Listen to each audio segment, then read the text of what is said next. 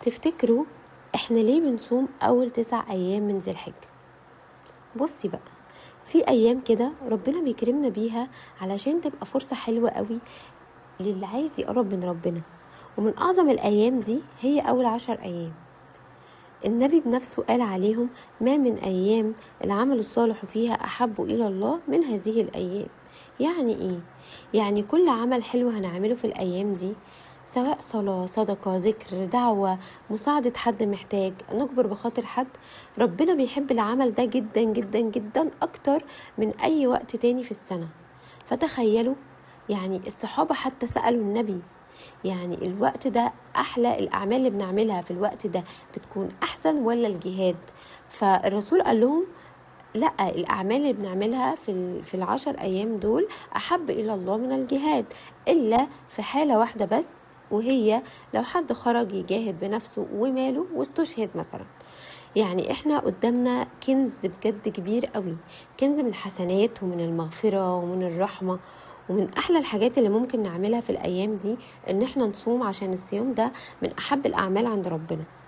وكل يوم هنصوم الاجر بتاعه بيكون عظيم قوي قوي قوي، خصوصا يوم عرفة اللي هو اخر يوم، 9 يوم من ال10 ايام اللي النبي قال عليهم.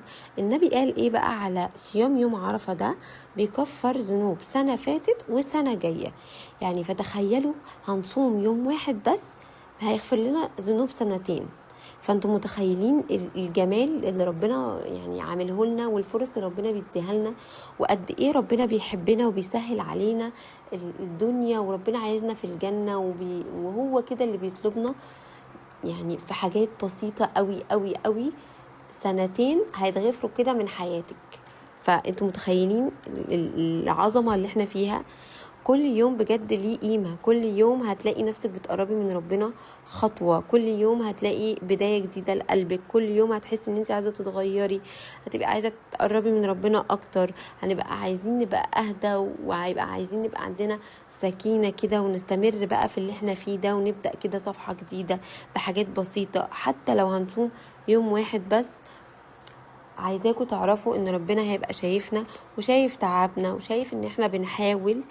ولو في وقت كده حسيتي ان انت تعبتي، افتكري ان الجنة بجد تستاهل، وان القرب من ربنا ده حاجة جميلة جدا جدا جدا، وده اجمل مكان هتلاقي فيه روحها يعني مش طبيعية.